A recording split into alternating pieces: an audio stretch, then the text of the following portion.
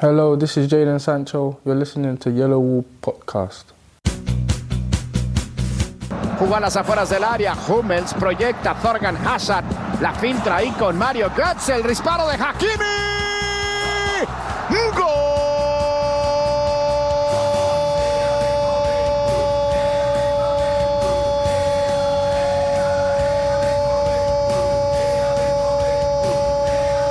¡Del Dortmund!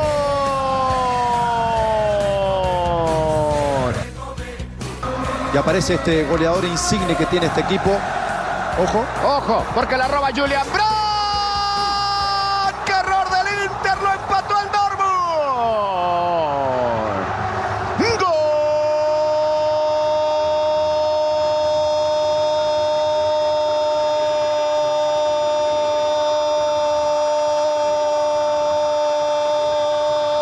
¡Gol del Dortmund! La apertura de Akanji, la tiene Hakimi. Brandt, Hakimi. Tocó la pelota para Jadon Sancho. ¡Qué buena la devolución, Hakimi! ¡Gol del Dortmund! Hello and welcome to episode 301 of the Yellowwallpod. I'm your host Stefan Butzko, and today we talk about Borussia Dortmund's 3-2 come from behind win against Inter Milan in the Champions League, and then we will discuss all things Bayern Munich as Borussia Dortmund traveled to the Allianz Arena on Saturday in the battle between second place and fourth place, and we will point out that fourth place right now are Bayern Munich with the new coach and all that drama, but a lot of things to discuss, and for that and more joins me Matthias Zug. Hello Matthias, good to have you on again. Hello Stefan, how are you doing today? Today I'm doing very fine, also because we're joined by Abel Messeros. Hello Abel, how are you doing? Hey, I'm doing pretty well. How are you guys? Still good. Okay, hasn't changed in the last few seconds? No. So yeah, I'm also feeling good because this episode is sponsored by San Francisco's Borussia Dortmund fan club, Borussia von Bay, and they meet at the Danny Coyle's on Hay Street, which is a pub, I guess, and hope for match days. And you can follow them on Facebook and Twitter at Borussia von Bay. Von is V-O-N and then Bay, B-A-Y. And on Instagram, you can find them on or at BVBSF. So shout out to the guys in San Francisco, or also known as the town. Anyway, there's lots to get to, of course, because Dortmund had a very, I guess we can say historic game against Inter. Historic insofar that A, I think a lot of Dortmund fans will remember this game, and B, it was the first time Dortmund actually won the game in the Champions League after a 2-0 deficit. So, Matthias, I'm feeling very comfortable with my 3-1 prediction, and knowing that Dortmund would have more energy later in the game as Inter. How did you see the game? Because you couldn't watch it live, but I think you watched it real life, so you have a bit more of a calm memory of this game. So maybe let's start with the first half. What went well, what didn't do, what didn't go well. Well, I mean, first off, I want to start off by thanking Bleacher Report and TNT for completely screwing up UEFA club competitions for all of the United States of America. We're very appreciative of that. Thank you so much. No, so I mean, obviously, I saw the score. Before I saw the match, I was subjected to Ajax versus Chelsea, which was really entertaining, actually. And then watched the Dortmund match relive, significantly less emotional and stressed out than I would be otherwise. And what I went back and kind of read through the Twitter timelines again as it was really happening versus afterwards when I was able to watch it emotionless, so to speak. And it proved once again, Twitter sees things significantly more extreme than it's actually happening.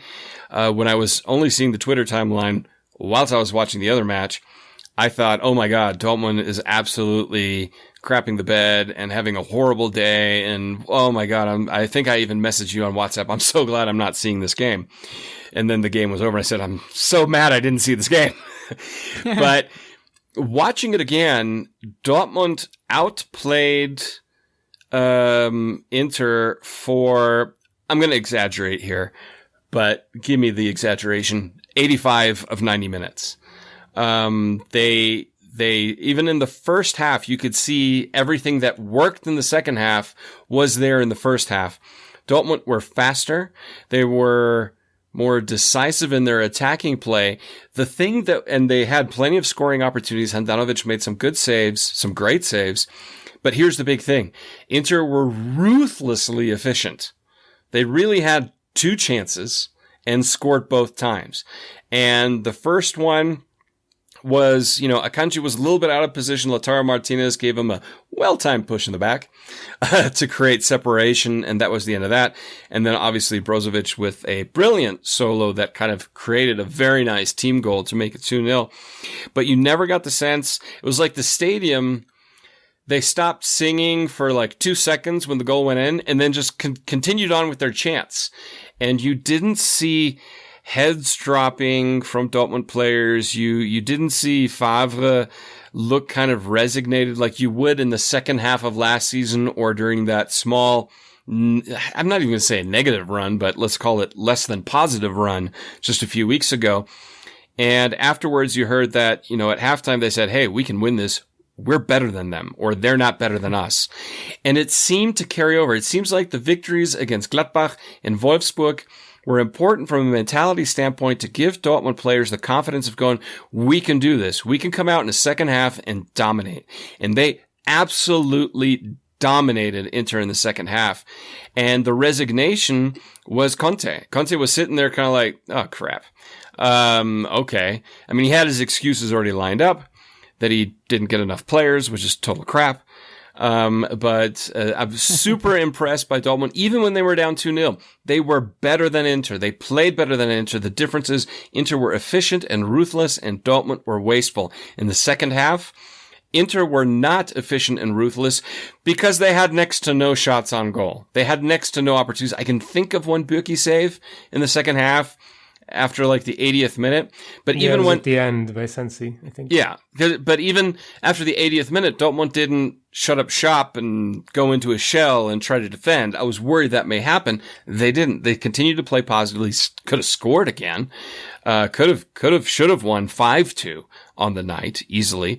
So very, very positive. The right kind of performance again, going into obviously a very big match this weekend. Yeah, that is very true. And if you want to read quotes like the one of Axel Witsel, who said at halftime that Dortmund said they're not better than us, then you can go to theyellowwall.net and pay €1 to our or $1 to our Patreon, and then you get the post-match quotes and all other goodies. But what you also can and should do is go to the Bundesliga Bulletin newsletter, which Abel Mescheros writes with, I don't know how much time on his hands, but Abel, you have written quite the humdinger on that game. I've only opened the file that you sent me now, and I'm afraid I didn't have time to read it all because I was busy transcribing the press conference ahead of the Bayern game, which you can also find now on theyellowwall.net. But just looking at the screenshots and pictures and graphics and whatnot, I can already see it was quite the deep dive. So why not take Matthias and me along now and explain a little bit why or how this game unfolded, because I think there was a lot of tactical nuance in this, and I personally, for example, liked very much that Dortmund sort of stuck to the 4-2-3-1 system and how it all worked out, also opposed to the first leg. Yeah, I mean, like the interesting thing here was with the lineup, so that when you play against Inter, you know you're getting the 5-3-2, and when you have like Hazard and Sancho and Brandt and Götze, there's a decent chance that you're going to need like all 5 of those to stay back. And so that means that Favre actually, I think, did a good job of like putting in the really athletic fullbacks, so Hakimi and Schultz, who could basically just go and attack without really any sort of repercussions, and that left like a kind of a 4-on-4 with the Inter central midfielders and like Witsel, Weigl, Hummels, and Akanji, and the 2 strikers. So like I think the mismatch between Hakimi and Biraghi, who I guess has like become a Italy international now somehow, was like a pretty big one. I think it was like 35 seconds into the game where Hakimi like got brought down and Biraghi got a yellow card. And props to the ref to actually booking. That was actually fairly important. And like I think there are some differences in the first half where like Dortmund tried to use Witsel as more of like in between the 2 center backs.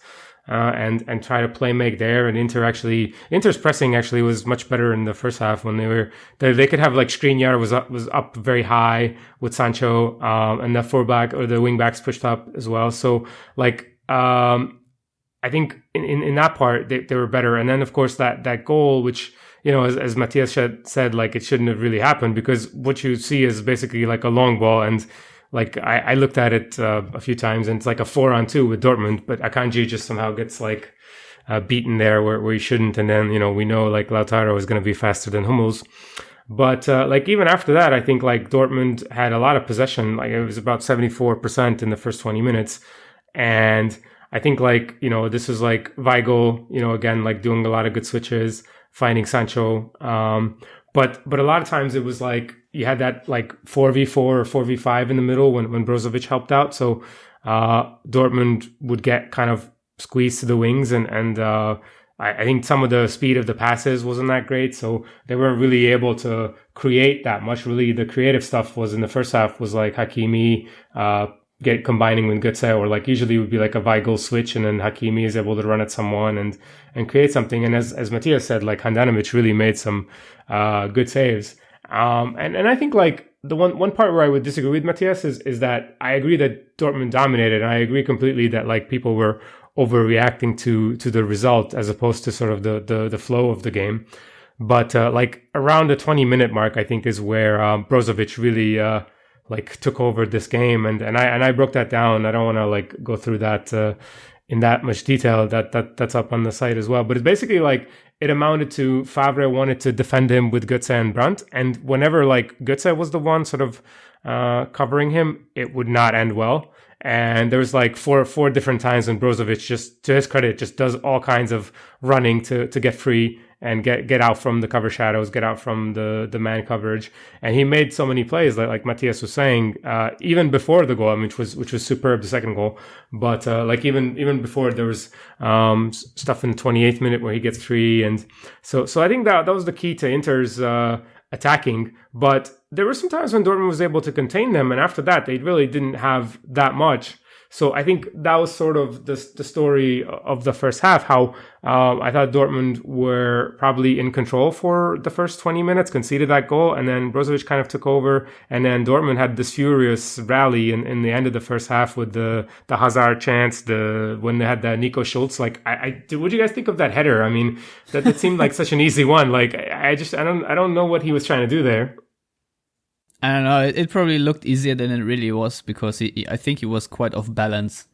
I don't know. Probably. It looked bad on replay. Nico Schultz to, I think Handanovic would have still be able to save that, because overall there was just not a lot of power on that header. But continue. So, like, I think that the big I mean, in terms of the tactics, there wasn't that much of an adjustment for the second half. I think Konstantin wrote about pushing Witsel higher, which was the one thing that I also noticed. So Favre kind of, I think also, I mean, I didn't have a good way of measuring this. You could look at like defensive distances, but I wasn't really, I didn't have the data for that. But I think just from the eye test, it seemed like Weigl and Witsel pushed up higher, and that improved the counter pressing. And in the article that I wrote, like, you can see that obviously you saw the result in terms of the shots or whatever, but I think the origin, the reason for that is that I think Weigl made like 4 tackles in the second half, 0 in the first half. Like Witsel ball recoveries, or like 5 of them were in the opponent half. He had like 1 or 2 in the first half. So I think that was the key to the game. And actually Götze and Brandt did a better job of pressing Brozovic, but also because Sancho was pushed more centrally. So now they got an additional sort of helping player. And that really, basically, Inter had 0 passes into the Dortmund box in the second half. So that sort of tells you the story of how one-way traffic it was. And then after that, I mean, it was just not that much, but it was just Dortmund getting chances and, finishing a few of them. I will add to that. Lucien Favre, I think today at the press conference, said that, the key to the game and for Dortmund to build confidence is actually winning the ball and how they won it. Yeah. And I very much agree with that. And I think one story of the second half and this game is Manuel Akanji, because he got a lot of shit on Twitter and wherever else you look for that mistake he made in the first half. But I have to say, that was Bambalam, Bodyslam. Yeah, I think he lost like one duel. He lost like one duel in the second half and like won like 5 or 6. Yeah, but also just the way he won the ball, because Inter had a lot of problems coming out of Dortmund's pressing, and you would think with Lukaku they had someone to control the ball, but what Akanji he was invisible brilliantly is that he used his body to push through Lukaku and then either win the ball directly or just force a deflection that would land right back at the Dortmund player. And especially in the minutes between Dortmund's first and Dortmund's third goal, where Dortmund really dominated, I think he had 4 situations where he really managed for Dortmund to build this relentless pressure. And I just wanted to highlight that because he has gotten a lot of shit, but that was amazing. Mats Hummels, he was maybe 5 or 4 meters behind Akanji because Akanji was so forward thinking at that time. And it really reminded me a little bit of peak Jerome Boateng and that relentlessness that Bayern had often in the Pep Guardiola years. And it's just one night, it's an individual performance, but I really wanted to highlight it because people should pay a little bit of attention of what he does really good. He's kind of like in the people have gone overboard, and I agree with Matthias about the Twitter thing where really we should be like taking it easy on looking at Twitter, because like Akanji is now in the he's assumed the Dan Axel Zagadou Memorial Award for like he can't really do anything right, because he like people just see his mistakes and they don't see like what he does well. Yeah, so I was super happy with him, and then of course the pressure. Matthias, there was one, or there were a couple moments, but I'm not sure if it was against if it was after the second Dortmund goal, after the equalizer, or when it was already 3-2.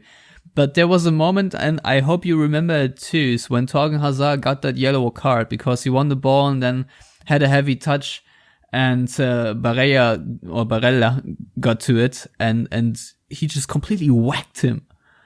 Barella hit the deck, and you could just see the white in Hazard's eye, and just the adrenaline rush, the furor, the berserk that Dortmund have. This is just, the spree they were on. I thought, to me, that was like just a good moment, to really capture the game and the level that Dortmund have played themselves in. Do you think that this is sort of the game changer for Dortmund, that they just finally get a taste of that blood and become basically addicts for that adrenaline rush that they got against Inter?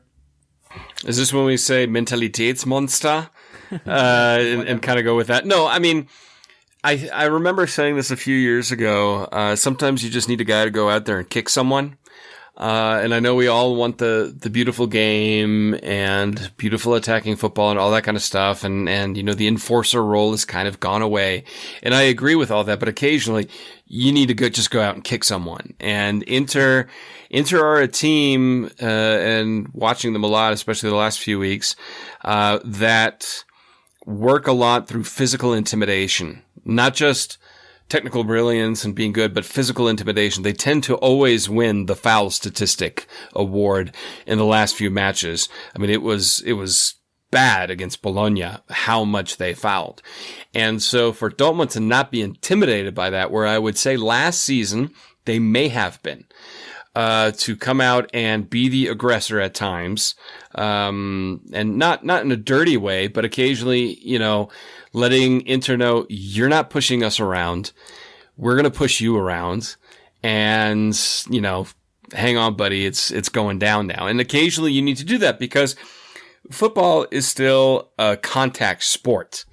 No matter what some refs do or don't call, and physicality is part of it.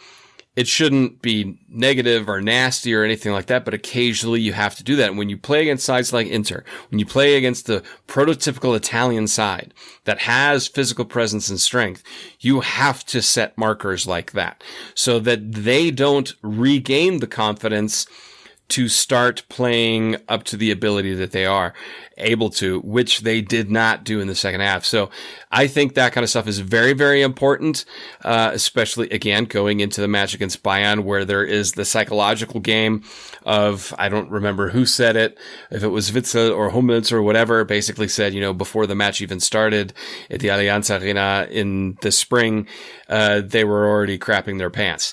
You don't have that now. Dortmund has gotten that confidence over the last few matches, and that's why everything kind of worked out perfectly, even though everything could have worked out disastrously had Gladbach and Wolfsburg gone bad. But I like seeing that, especially from a player like Azad, who is more the technical player, more the artistic player, as you will, and with him being able to go out there and, like you said, just smack somebody, that sends a message also throughout the entire team. Yeah, I have to say though, to me, it didn't look like a conscious choice. Like, I'm going to go out there and hit someone. To me, it was just like the adrenaline rush was so high that I thought Dortmund players were just completely let loose, and Hazard to me really captured that moment in this one situation. I mean, just to run someone over in complete full sprint is nothing we often see from Dortmund in that fashion. And it was good to see. Abel, we can talk a lot about tactics, but I mean the furor, as you called it, was a sight to behold. No, it's like, I mean, that's part of, I mean, like, it's not part of the tactics in terms of the sort of magnetic board or whatever, but it's part of like how you set up a team. And like I was saying, you know, Fav definitely intended to match up in that sense with Schultz and Hakimi, and you know about like Hazard's defensive qualities. I think, you know, even Sancho was contributing defensively, and you've got Witzel, who's, you know, very athletic. So like, it's certainly an Akanji. So certainly, I think that was, that's something that I think Fav doesn't get enough credit for, is how he, you know, thinks about these games and how he matches up, and you know which games is he going to use Piszczek in, who's not as athletic anymore, and Guerrero, who's got other strength, and you know, but at the same time, like, he's got enough creativity with Weigl and Witzel, and but even like, I mean, I thought it was interesting that even like Brandt was able to like use his body pretty well in duels and in the early parts of the second half, just getting into the pressing situation. So like that was a big deal, and of course, like, you know, from what I saw from people who were in the stadium, it seemed like the atmosphere was also a huge part of it. Of course. I mean, it all comes together then, like this team really being on a high and being pushed by the fans. I mean, this is ideally what you want, the experience you want as a football player, of course, and also as a football fan, you know. So this to me was a peak Dortmund game, especially Dortmund from the fight they showed, then continued that with a lot of free flowing football, and it was just very sexy on the ice. There's no other way to put it. The combinations that Dortmund have were very fast, and it's not like it's easy to break down Inter like this, but they had a couple of good combinations, and also heads off to Hakimi, how he then took over in the second half and made a lot of darting runs into the box, and I think the first goal he didn't even hit it correctly, but that's. But I mean, even that goal is like so impressive, because if you guys remember, like it's basically Inter get out against the Dortmund pressing, and it's like Kandreva beats, I want to say, Schultz, and then like he plays this ball into the middle, and it's like, I think it's Barella and Lautaro. Like two of them are waiting for the ball, and then somewhere like Hakimi, like a NFL cornerback, just like jumps the route and then like intercepts it and then keeps going and ends up making that run into the box, and actually like does a really smart, like he fakes to the near post and kind of drops off and then ends up scoring. Like that's sort of, that's really impossible to teach. I mean, he is like, I think Lars often talks about how athletic he is, and he really, like, the big thing with Hakimi is that there's no position for him, but you need to have him on the field just because like he's gonna make plays, and that's really what he does. And he's just such a nightmare because he's so much more athletic than pretty much anybody. He's faster. He's obviously even more skillful. And I mean, I could go on and on about praising him, but like it's insane that he's got 4 goals in the Champions League. And could have had more, I want to say, like, and the goals that he scores, like, you always see like the same play that he ends up missing. Like even his second goal was, a few minutes before, he had the same exact play with Sancho, where they really have this understanding now where you just know where he's running. And it's, obviously it's not that hard to hit Hakimi in stride, because it's pretty much like impossible to give him a pass that's too long. But still, like he's got like this, he's figured out the finishing part now. That's really impressive. Yeah, I think both all 3 goals were really well taken, Matthias. Which one was your favorite? Well, I mean, it's hard to not really like the eventual winner, because just you could almost feel it coming. But I will go with that first goal just because it was so important, and it showed, okay, we can score and we can do this. It felt like that was the moment that they really, they were saying before, they're not better than us, we can win this, blah, blah, blah. But when you then score against them, that's really when the momentum builds. So my favorite was that first one, even if it was a little imperfect in the finish at the end. It was maybe also a good run by Götze. Oh yeah. But what makes it great is all the movement of the entire team on and off the ball that created the spaces necessary for it to be able to happen. That's the kind of stuff we like to see. Yeah, Abel, I assume you listen to our episodes every now and then, and you know that I've been lamenting Dortmund's positional play and also the lack of runs they make, because sometimes they just fail to, pull back lines apart and whatnot. But I feel like in the last 2 or 3 games, with whatever added confidence or wherever it came from, I don't know, maybe they needed that scoreless draw at the Review Derby to realize how shit they are. I don't know, but I think it has improved dramatically, and seemingly out of nowhere, even though Lucien Favre says, hey, even in the games we all drew, we weren't as bad as everyone made it out to be.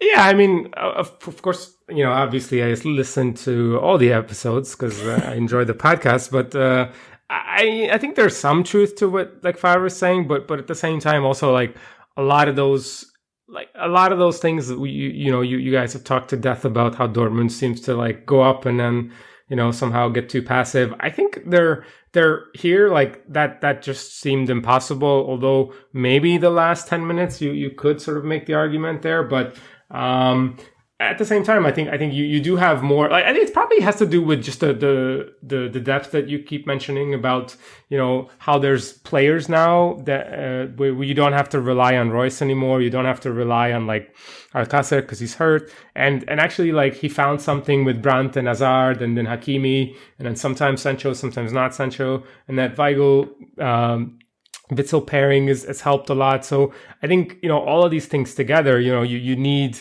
obviously like Akanji and Hummels to win the duels, with the 2 or 3 that they have that are key in the match. You need the fullbacks to be like either creative like Guerrero to beat out the pressing sides, like Schalke, and that didn't work there, although it wasn't his fault. But then like you also need the athletic fullbacks like Nico Schultz helps with some of that, because like against Inter, when you're playing against a 5-3-2, like one of the easiest things, and you could see this in the second half, was when you pin them back with the 5 defenders, then you have the 3 midfielders. And so any switch that you make from like the right side to the left, that, they're never going to get over. So you're always going to have like these 2v1s on the wing. And Dortmund actually did a really good job of, getting some chances of that. Like, putting Sancho was playing almost as like a number 10 at times in the second half. And he was just unstoppable. And I think what you always talk about, giving him some rest, that I think helped. He didn't come off the bench in Wolfsburg, and that showed in the second half that he was fresh. So I think Favre,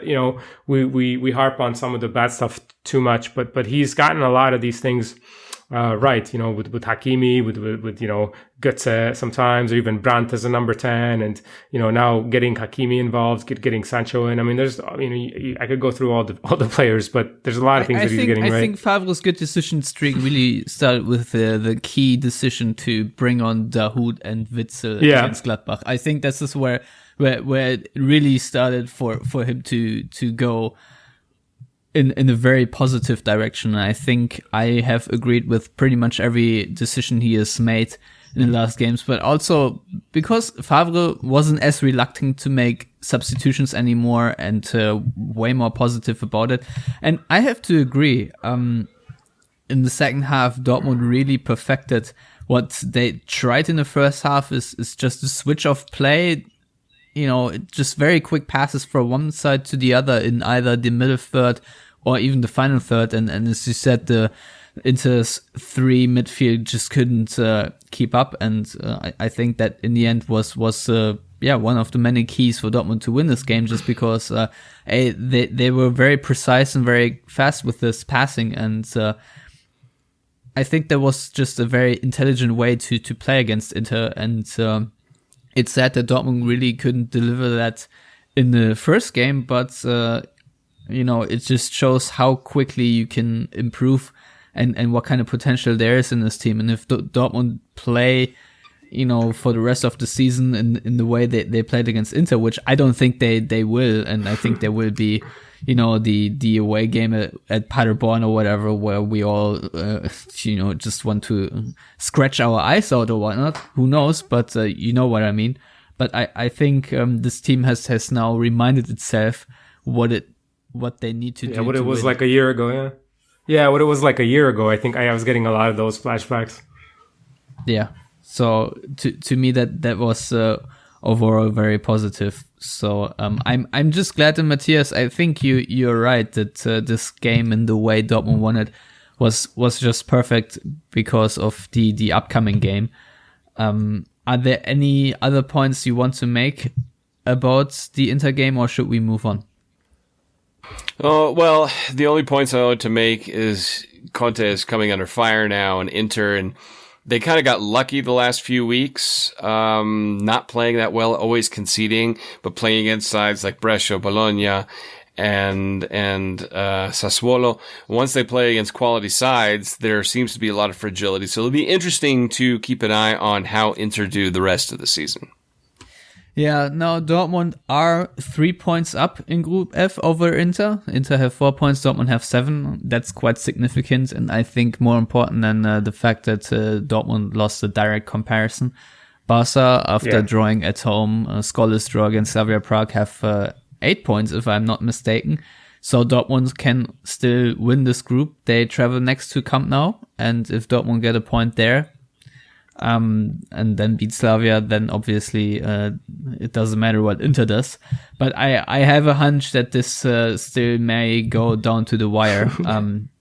So we'll see. Abel, what's your prediction for the remaining 2 rounds of this Champions League group stage? Yeah, I mean, It's interesting because like Barcelona have not been great, and like everybody wants to get Valverde fired, and it seemed like there was, in terms of like XG, they were pretty good against Slavia, but then like I looked at the passing maps, and it's like just like the two center backs with like 900 passes between each of them, and people were really disappointed. So, and Slavia, I think we've talked about this, or maybe on off air or whatnot, but they're a really impressive team with how much running they do and how the Trpišovský, the sort of Czech club has got them playing. So they're like a tough team to play, even for Inter. But I don't know about like first place for Dortmund. I think that could certainly happen, but I see like second place as a pretty realistic. And like you alluded to, I'm gonna kind of take that path as well. Get the point in the Camp Nou and then beat Slavia and beat them with that. Yeah, so interesting group stage. Certainly it was always going to be interesting, but now, just very positive for Dortmund. Just this week overall, with the cup win against Gladbach and then beating until that point unbeaten VfL Wolfsburg and then coming back against Inter in that fashion. So I think the anticipation for that Bayern game is now really, really big. And who can blame Dortmund, because they can, of course, be the salt in Bayern's very much open wounds right now. So, I'm looking forward to it. Matthias, do you think it helps Dortmund or not that Niko Kovac is history? Well, I mean, his right-hand man, at least this season, Hansi Flick, is still there. I mean, I think it would be better for Dortmund if Kovac would have stuck around for one more weekend, just because the discontent was the animosity that seems to really be coming to the surface now of players versus him was so bad. It's the worst it's been in a long time. Worse, I believe, than it was when Ancelotti was finally pushed out the door. Yeah, I mean, they played well against Olympiacos, but... Sorry if I may interrupt you right there, but I haven't paid too much attention to Bayern. How did that animosity manifest itself? Yeah. I'm just very intrigued. If you read between the lines over the last few weeks and just comments from players, you could just sense that they don't like the guy. They don't want to play for the guy. And there were a few more pointed comments. I don't remember exactly from which they were. I do remember like the one thing that he was saying, like Kovac was talking about like the Thomas Müller is sort of an emergency option. And then like he had that quote where he's saying like, we tried to play against Liverpool. Like it's like driving a car. We should have been we're trying to drive 100. We could only drive 100 miles per hour when we would have needed 200, but we can't. And then like he said, like Frankfurt has the best fans of the league, and like he was making these comments, and add that to the summer stuff where like he had to apologize to Manchester City because of like sort of improperly contacting Leroy Sané, and it almost seemed like, and I don't know, somebody wrote this, I think, I can't remember who, but that he was kind of fed up with it, and he was like happy to leave. And, like, I thought that was interesting. I don't know what you guys think of it, but like there were so many versions of the reports on how he left Bayern, and, the official line was mutual consent. But then like Christian Falk was reporting that like he basically offered to resign, and that's why they made the switch to Hansi Flick. Like, what did you guys think? Is it just like Kovac kind of, taking one last shred of his dignity and saying, well, I'm going to resign, or like, just instead of mutual consent? I already said it last week because I saw the development of Sportbild and Christian Falk. He basically wrote first that Kovac would be given 2 more games, which would be the one against Olympiacos and Dortmund. And I think Niko Kovac just said to himself, well, obviously I want to be graded on a long-term development and not be subject to the results of 2 games that can really go either way with a team that's very unstable and defensively, a far cry from solid, let's put it this way. So I think he just realized this weird ultimatum is not a real one, and it's not going to end well for him either way. So I think he just thought it's better to resign. So yeah, I think that's what I heard as well. So I think he had incentive. I think he knew what was on the cards for him. So that's my opinion. I don't know if you see it differently, Matthias. Well, I think he's probably the most relieved man in Germany right now. You know, it's like, oh God, I got a massive payday. You know, let's not forget that. You know, his bank account's pretty good. And he won the double, and he won the double. No, I think he's getting a job at like Hertha or something easily. Like he can get any job that's like not a top team now. Oh, for sure. If Hertha becomes available, Niko Kovac is going to be the manager there. I mean, he's a Berliner. He came from Hertha. I mean, he's a former Bayern player that seemed people forgot that he used to play for Bayern half the time that he was there. I think he's a good coach. It was a bad situation. I still maintain he had to deal with literally the most incompetent sporting director in all of German football. Yeah. Bratzo Salihamidzic is a joke in that position, an absolute joke. And then obviously dealing with likes of Hoeneß, honestly, I don't even know what to make of Rummenigge in the meantime, but you've got Hoeneß there and Salihamidzic, and even though Salihamidzic and Kovac played together for Bayern, it's just so dysfunctional that at the end of the day, I mean, still says a lot to the depth of and the power of that Bayern squad last season that despite all that dysfunction, they still won it and fairly I'm not going to say fairly comfortably, but maybe for the last month with Dortmund continuing to slide, it became comfortable. But they're definitely seeing a lot of the issues. I hope that Bayern fans don't make it easy for themselves in saying, oh, Kovac is gone, now things are going to get better. The problems at Bayern go way beyond Niko Kovac. If you look at the squad, if you look at the circus that surrounds FC Hollywood once again, he never had a chance because he couldn't play the way he wanted his team to play because he didn't have the players. And I think that's what he meant with his whole 200 km/h versus 100 km/h. He didn't say it the right way. God forbid. You're basically calling them all slow has-beens. But I know what he meant. I wish him all the best. I think he's a good coach, but that he was over his head. And like, just to touch on that, like he is, people forget that he was at Salzburg and he finished his career there, and he wants to play that way. Like you could see that at the Frankfurt teams where he wants to play fast. And I think, there was a element of his counterpressing early on that really worked at Bayern, but then as the players kind of got either tired of it or were just like, well, it doesn't matter, we don't have to do it every game. And I don't know how much respect he had. I think like the Ancelotti stuff was probably the worst. Like I don't think it was that bad from what I read from the stuff that like Raphael Honigstein was reporting. It wasn't necessarily that bad, but certainly, and there were players against him, and Bayern actually got rid of a lot of those guys in the summer. Some of them ended up at Dortmund, some of them ended up at Fiorentina and retired and whatnot. But it just seemed like, I agree with you, the same thing was like an impossible situation for him to succeed.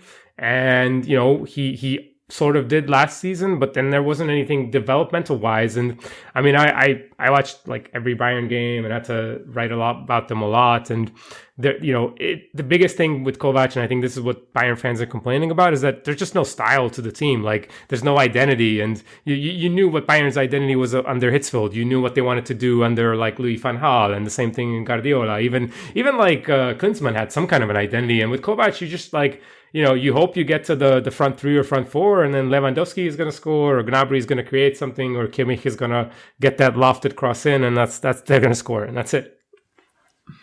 So if we look at Bayern this season, they have already conceded 16 goals, which is exactly half of what they've conceded last Bundesliga season. So that is, of course, not good for Bayern. That record has been further blemished, of course, by that 5-1 loss. But Abel, I see a lot of defensive struggles at Bayern, similar to what Dortmund sometimes have. Obviously now they will be without Lucas Hernandez, without Niklas Süle for a longer time. Jerome Boateng, who is out for the Saturday game, will obviously return because it's just a 1-game suspension after being sent off in Frankfurt. I think it's two games actually. Oh, 2 games? All right. Well, yeah. That's too bad. I mean, he's out anyway against Dortmund, but yeah. Whatever. But my point is, right now I have not a lot of confidence in Benjamin Pavard. He looks more like the Stuttgart player than the Bayern player. David Alaba as a center back is not the ideal solution. Javi Martinez as a center back against Dortmund has a history of funny fuck ups, and Alphonso Davies of own goal fame in Bochum so far also hasn't quite impressed me. So the back line to me seems to be Bayern's biggest problem. I think they're fine, obviously, with Lewandowski and the front four, but obviously you can't just point at the back line and say, well, these four guys are at fault and the rest of the team is perfect. So what exactly are Bayern's struggles on the football pitch? I mean, like, the biggest thing is the personnel stuff, because you mentioned is that they don't have any options anymore, because the way the squad was built is going to be small. You're going to have a lot of multi-positional players, everybody that came in. And now the thing is that, basically, like, even Kovac wanted to play Kimmich as a number 6, but Kimmich is also their only, like, creative fullback, because Alaba is really not been that good, has been hurt that much, same thing with Hernandez. So kind of you need like 2 Kimmichs for Bayern, because the way Thiago has played this season has not been great.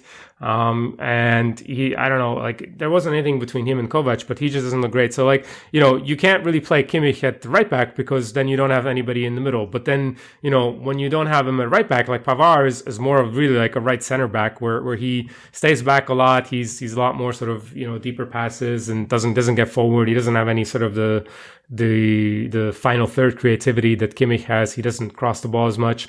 So that's the issue there. And like the biggest other issue is that, with now like Alaba, who looked pretty lousy against Olympiacos, we had like kind of errant passes. Javi Martinez finally played, and I think like it's the only 2 center backs they have. I mean, other than like if they want to bring up like Lars Lucas Mai, or I think actually like Chris Richards, the American, is going to be somehow in the squad now. Like it's not that great. And Davies, I mean, I think Davies is actually like quite decent because of his speed and the dribbling stuff, but like his positional defense obviously needs a lot of work. I mean, the Bochum stuff was really weird. Like he just walked into his own goal or I think it was against Frankfurt, maybe like Frankfurt, there was the 5th goal where like he's guarding like Paciencia, and then like he ends up backing into his own net. So like a lot of that stuff you need to kind of learn. And like the biggest issue with Bayern is that the defense, but also like the positional play that we harp on about Dortmund. Like theirs is just as problematic, because what ends up happening is you have either Kimmich or Thiago as the number 6, and then like their number 8s either go really, really far up and be disconnected. So Coutinho, Müller, Goretzka, Tolisso, like both of them like have been really not very good. And so what ends up happening is you isolate the sort of back 4 with Kimmich and maybe the other defensive midfielder from like the front 5. And then, you can just kind of cut the team in half. And if you have like enough guys back, and most teams will have like 4 or 5 back, then you just kind of say, okay, well, we're gonna press you in. You're gonna try to like that's kind of the recipe of the blueprint against Bayern, is you press them in, and they don't have really any pressing resistant players other than maybe Davis dribbling, but you can't count on that, and then Kimmich. So you kind of you take your chances with Neuer, Alaba, Martinez, Pavard playing out of the back, and then you just take the long balls and you try to just win the 1v1s against the front 5. And kind of they don't get into a rhythm, and then they're also not in position to counterpress because they're so disconnected. So that's really been, I think, the major issue between Bayern. So Abel, to ask you this, do you think the way that Bayern have played is something we will also see on Saturday? Because I feel that for this game, especially, Bayern always somehow managed to pull themselves up by the bootstraps and play a much more ferocious game than they usually are. Even I think the 3-2 win last season by Dortmund was actually the best Bayern game by Bayern in a long time by then. Sure. Yeah, I mean, I'm actually like a pretty big Hansi Flick fan, who is the assistant coach, now named interim head coach. You people will know him from Jogi Löw's assistant and DFB, Elf, and maybe even Hoffenheim. And he's a tactician, but also every Bayern player raves about him. Like a lot of people are saying that he was the big sort of uniter in the national team between the Dortmund and Bayern players. And like you could see a little bit against the Olympiacos in the Olympiacos game that he kind of tried to improve the structure by like bringing Goretzka and Müller, who I think kind of are the same player to me. So, but he also, like, I think the difference is that he didn't have the fullbacks so high, like Pavard and Davis were fairly conservatively staying back. But overall, like, I think there's going to be some sort of maybe changes just because it's like kind of a new manager bounce, and Kovac is gone and people like Hansi Flick, and he can get some things, but obviously having been there he's been there since the summer, but and he's been like involved with the interesting thing was that like you saw these videos in training camp where he was cutting up the pitch like Tuchel and Guardiola, eliminating the wide area so they would play more centrally in the half spaces. And you saw some of that in preseason. And then like once the season started and then they had that draw against Hertha, that stuff just went out the window. And I think that was kind of the thing with Kovac is that we call it once the Tedesco effect. yeah, pretty much. Yeah, like you just abandon ship. I mean, it's tough because anytime Bayern draws, it's the end of the world. So in that sense, like the news today has been that if Hansi Flick can somehow impress in a Dortmund game, he's pretty much going to have the job for the rest of the season, just because there's no other suitable or available candidates. Yeah, Matthias, about that, I've seen that Bayern basically said that they don't want Arsene Wenger. There've been rumors about Ralf Rangnick, Wenger, Tuchel, whatever. Like, there's been a lot of back and forth. Can you shed some light on that shit show at Bayern and their search for, I don't know, I guess an interim coach until Ten Hag takes over next season? Well, obviously they first tried Ten Hag. He immediately said, no, thank you. Not during the season. Then they went, okay, so not Ten Hag. All right, let's call Thomas Tuchel. We talked to him once before, and he was like, yeah, no thanks. Then the Rangnick thing came up, but as long as Hoeneß is alive, that won't happen. And then Wenger kind of showed up out of nowhere. I hear Mourinho is putting himself up for the job, as he is for every job that's available. Yeah. I think it'll be Ten Hag. I think it's very interesting, though, that there are zero rumors around Nagelsmann. I mean, I know he's at Leipzig now, but seasons end, things change. I just find that interesting, given how for the last, I don't know how many years, it was always like, well, Nagelsmann's going to be the next, key Bayern manager, but that seems to have completely gone away. And it looks like odds are, unless Tuchel, who is not undisputed in Paris, unless he loses his job, my assumption will be that it will be Ten Hag.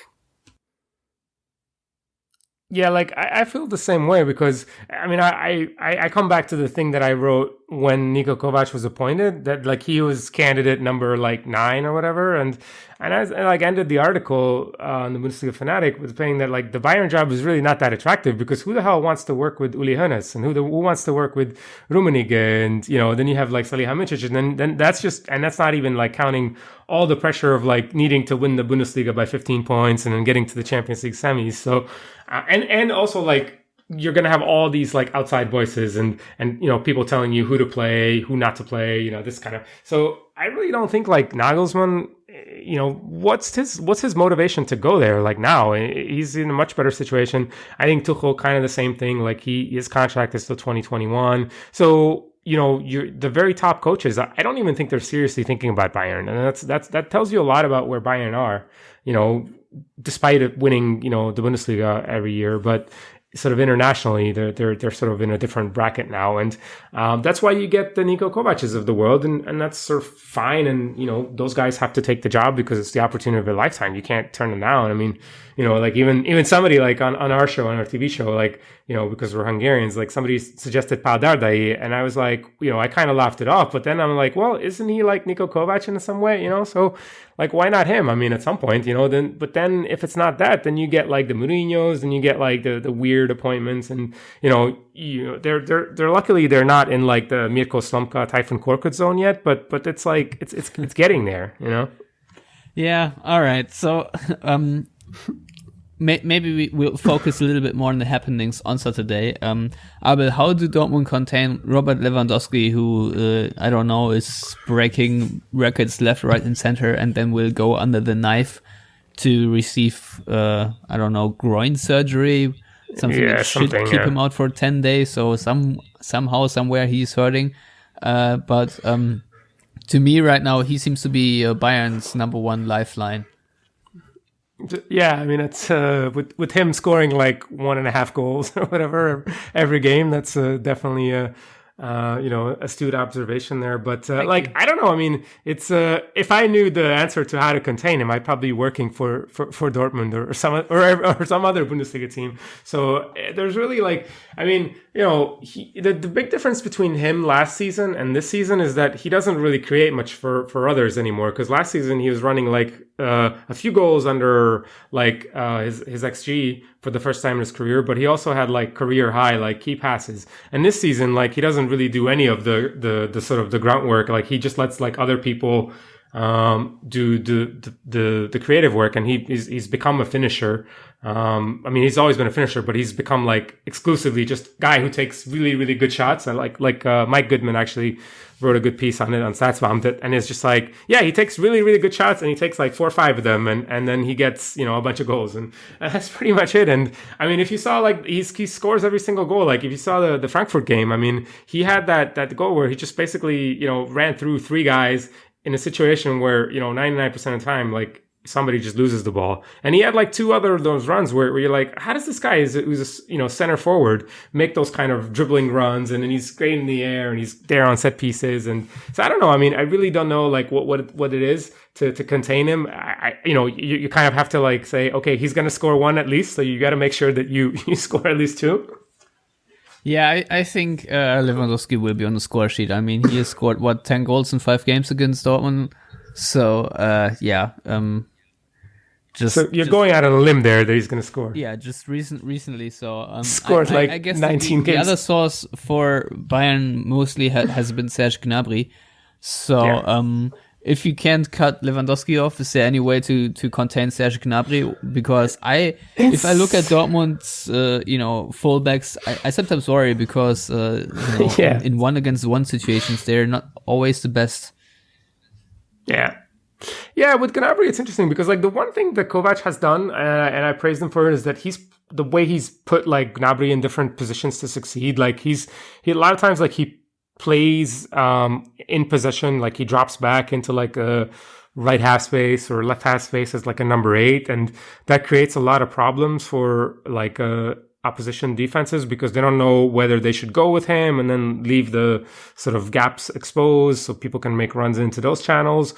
And he's also like just really, really good in 1v1s. Like I think like one of the goals that Bayern always scores is that they like, switch the ball around and then they have like a Kimmich or Gnabry kind of 2v1 and then like he cuts inside and he's really, really like become like the Arjen Robben of Bayern. I think I think his skill set is fairly similar, I would say. And I think he's number 1 in the Bundesliga or like tied with Timo Werner in the expected assists. And I think not a lot of people are talking about his creativity. I think people are talking about his goal scoring, but he's like, and I think the good thing about Gnabry is that he will have like terrible games or at least like portions of terrible games. Like if you saw him, even against Bochum, like he looked like he couldn't get a first touch, and then he does tend to like sometimes drift in and out of games. So if you can maybe get him on sort of a bad day, or you can kind of, not give him that space on the wing, or maybe like really diligently track back. So I think like Hazard is actually going to be like, what I would do is I would try to put Hazard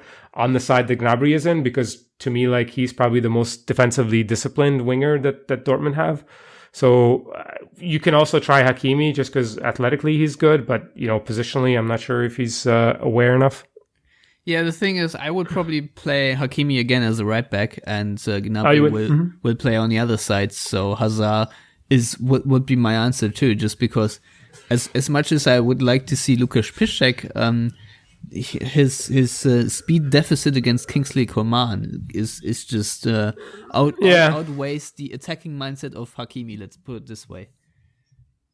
Yeah, I think it's a good shout. I just think like it's because Piszczek only came on as like sort of a last minute thing, and Guerrero also like didn't play that much. Like it's kind of their turn almost. Like I think the rotation, just the way it works out. I probably would agree with you. I don't know. Like it seems like Favre sees Hakimi as more of a attacking wide midfielder now than anything. And although you would think that if the game unfolds like I think it will, where Bayern have a lot of possession and you can use Hakimi as sort of the extra guy on the counterattacks, I think that's a useful strategy. Yeah. Now, Matthias, to my favorite subject, the double pivot. Do you think we will see the Witsel-Delaney partnership again on the football field against Bayern, or do you think Favre will stick to Weigl? I think I don't know if he's going to rotate. I think Witsel is set to play. Other than that, the partner next to him, I wouldn't be shocked to see Delaney, but again, I thought he would play against Inter, which he didn't. So, I think it's a good sign. I'm gonna go with Witsel Weigl. I really hope so.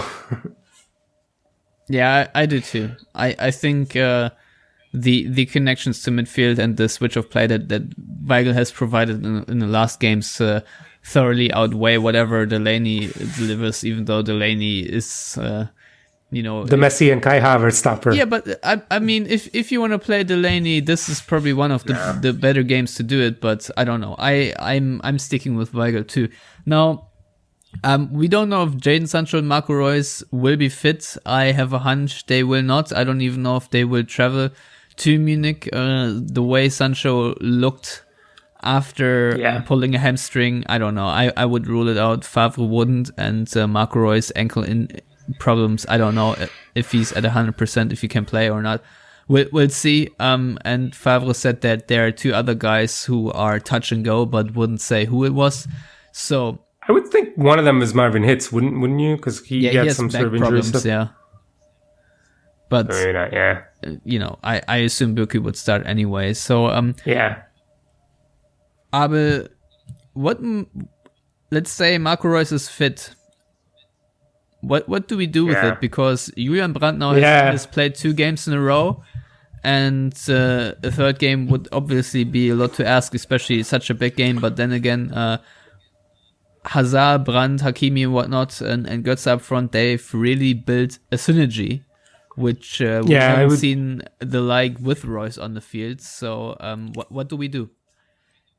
I don't know. I'm on the team where I think you kind of bring Reus off the bench and hope like he can, he needs to, because I don't think he's going to be fully fit, and he hasn't. I mean, I can't really think of like a great game he had, and I know he has like pretty good stats, but it seems like a lot of those that are just I don't want to say like meaningless goals, but I don't think he's had a good season. I think that's a fair assessment to make. And the team looks better. I agree with you completely about the point that you made with Brandt and Hazard and even Sancho and Hakimi and Götze sometimes. So what I would do is I would start like Brandt as sort of a number 10 behind probably Götze, and then like bring in like Reus and then Paco Alcácer if the team needs it around 60 minutes or whatever, depending on the game situation. So I think because I think once you start Reus, you really don't know how long he's going to go. And Brandt, although he was kind of a useful sub in Köln, he does tend to think better. I think he performs better as a starter. Yeah, I would actually do what you just said. If I were Favre, I would start Brandt, knowing he can go 90 minutes. Then I would bring on Royce later in the game. And Favre has said that Alcázar basically had just one full training session, 30 minutes, the whole month. So I assume Götze will start too. Matthias, are there any other ideas? Because that's how I would definitely approach it. No, I agree with you there. All right then. So we've discussed the double pivot a little bit and the front four or whatever. So obviously, the fullback situation is a tricky one against Bayern, and Dortmund have a lot of options. So Matthias, what would you do?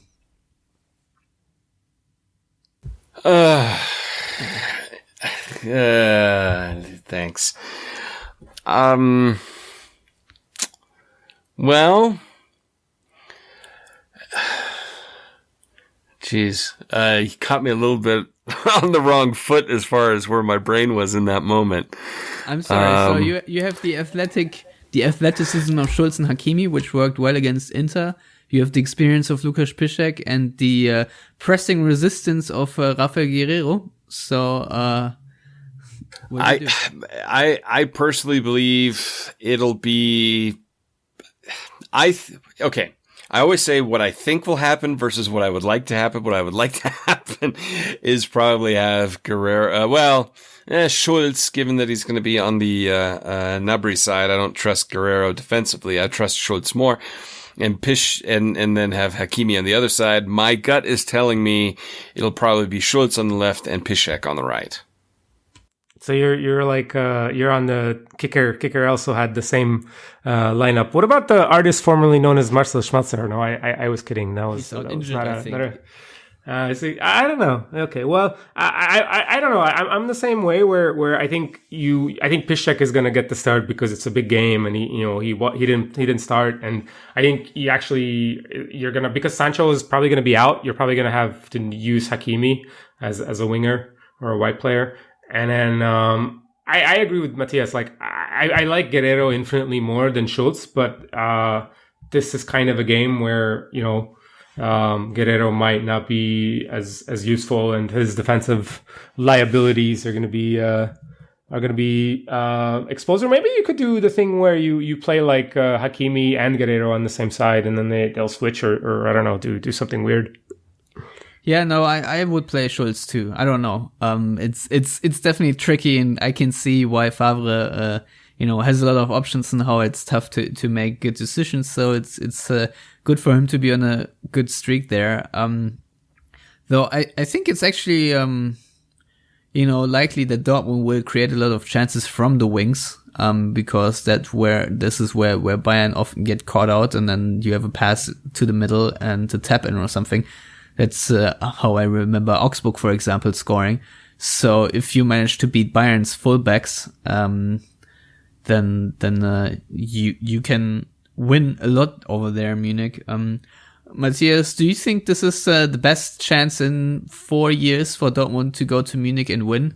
Because if I remember correctly, the last 4 results, and I don't have it in front of me, but Dortmund lost 5-0 last season, then under Stöger was 6-0. Then before that, it was, I think, 4-1 for Bosch, and then Tuchel lost 5-1. So the last 4 years at the Allianz Arena in the Bundesliga were not very glorious for Dortmund. So do you think this is a good chance to go there and play Bayern, not only because of Bayern's form, but also a little bit of Dortmund's form and their, let's say, counter-attacking prowess that they certainly have? Oh, without a doubt. I mean, it's kind of like I said, it was the right time for Dortmund to play Inter this time, because Inter were a little bit down, given how they'd been performing versus Dortmund going up. Well, now that trajectory for Dortmund is even more so. And for Bayern, yeah, they beat Olympiacos, but let's be honest, it was kind of a foregone conclusion in that aspect. I think Frankfurt. Yeah, they lost to Frankfurt. Bayern are definitely more on the downward trajectory and kind of trying to find themselves again. I do rate Hansi Flick as a coach. I think he's an intelligent person. I think he can get something out of a still extraordinarily good Bayern side. That being said, it is the perfect time for Dortmund to go in there and lay one down and really not just beat Bayern, but I'm not going to say dominate, but really make a statement to everybody in the Bundesliga. That's what this opportunity presents itself to them. Yeah, I think so too. Abel, do you think that we will see a statement win from Dortmund? And do you think it would be a bigger statement to dominate Bayern from the outset or to have another come from behind win? Because I've seen Bayern's energy levels in recent in recent weeks, and they have not been great. And compared to Dortmund, who have more resources, it seems, and have a little bit more fitness, I feel like it could be yet another game where Dortmund score late and win it then.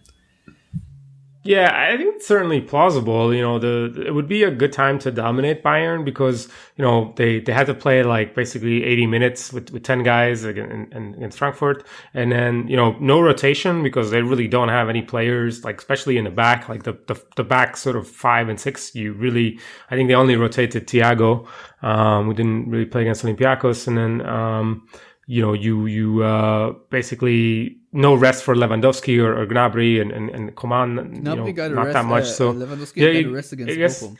Yeah, you got it like one half of a rest. Yeah, and then look how that turned out. That was one of the ugliest halves you've ever seen from a Bayern team. But like you could actually see this. I think both scenarios are interesting. I think Favre is gonna choose the latter, where he's gonna like be a little bit more conservative. And he kind of shouldn't, which like I was looking at some of the pressing stats for this, and because what I saw from Dortmund is that they seem to be like by DI test kind of pressing higher and a little bit more, and the numbers kind of back this up. So the last 3 Bundesliga games, their PPDA, which is the passes per defensive actions allowed, is like 9. Which is, better than the 10.5 was in the Frankfurt Werder Freiburg game. So their pressing has improved. And I think that could be down to stamina, as you like to say, or the depth as well. And I think that would be a good way to do it. And maybe you expect them to kind of press Bayern for the first 15 minutes, because that's a pretty easy Bundesliga tactic that a lot of teams use. And then seeing how Bayern are able to get out of that, if Dortmund can maybe get something out of that early, or if Bayern can somehow beat that, then the game will change. And then but I agree with you that Dortmund will likely have more depth late in the game, because I just don't think like Bayern, they have like Perisic, who comes in and scores and sort of he scores like the 2-0 or the 3-0 in the sort of easier games. But you really didn't see anything from Goretzka or Tolisso this season, and Thomas Müller. They were saying like he's without a goal for like 1,120 whatever minutes, and it's his worst drought since like 2011. So he's actually like a guy that Hansi Flick really likes. So you can even maybe think about him starting, but at the same time, he also played midweek and Coutinho didn't. So maybe it'll be Coutinho. It's hard to say. So as much as I see this, as an opportunity for grand Schadenfreude, my focus is still a bit more on Dortmund and their own mentality. We've talked about Mentalitätsscheiße, and maybe in a second we can talk about the Männerfußball comments from Zorc. But on a more serious note, I think Dortmund have pulled them out of this hole they've dug themselves into, which basically resulted in the average expected goals against of 3.21, I think, according to Understat, when Dortmund are in the lead.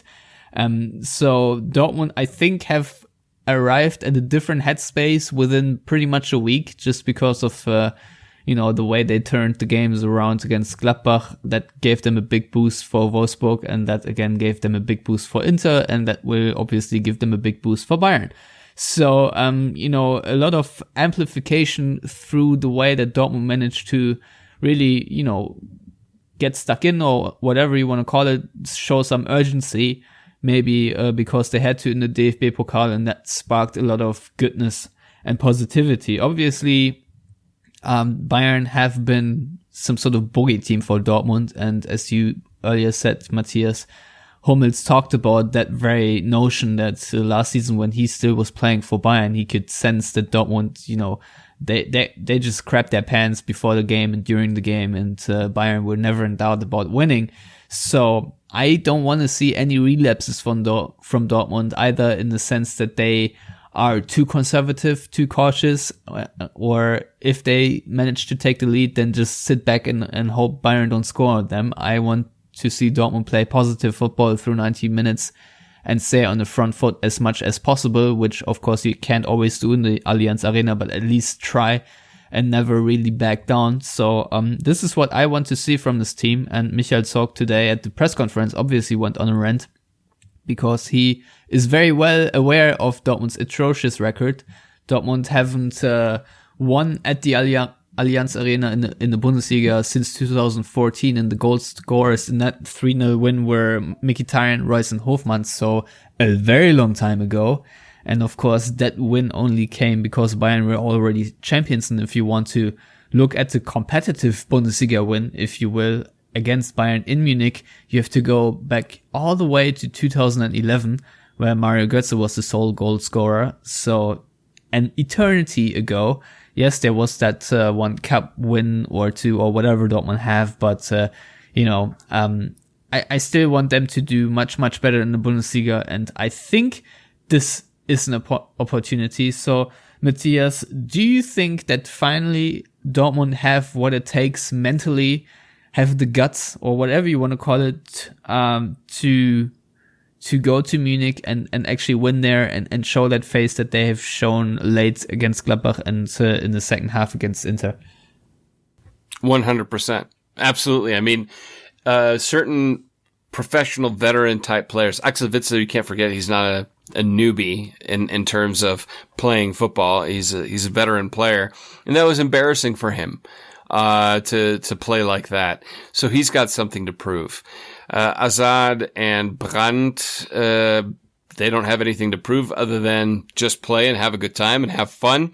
Maybe Brandt a little bit. I don't see him as the type of player who gives a crap about the BS stuff that Bayern say when Bayern said, well, we decided we didn't want him, so basically Dortmund could have him, kind of a garbage that they had said a little bit ago.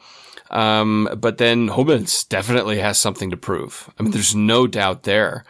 Götze as well, but I think there's going to be the leaders in the team, the leaders in the dressing room, even Marco Reus, whether he plays or not, have something to prove, and they're not going to allow any slip-ups to happen. Mats Hummels definitely doesn't want to get embarrassed on his return to Munich. So I think given how the last three competitive matches went for Dortmund, they're supremely confident, not overconfident, but they have enough, they've regained their self-belief that apparently had fallen away a bit. And I think from that aspect, I have absolutely no concerns. Yeah, I really hope you're right there. Now, Abel, the Super Cup win against Bayern was basically Ömer Toprak's farewell match, because Hummels was out. I think he had a flu or muscular problems or whatever. He didn't play. And so this will be the first time Hummels faces Bayern in a Dortmund shirt after returning. And I do wonder what kind of effect this will have on the game, because obviously he is world class when it comes to the build-up play. So do you think Dortmund will profit immensely from that? And if so, how do you think his addition to Dortmund and his,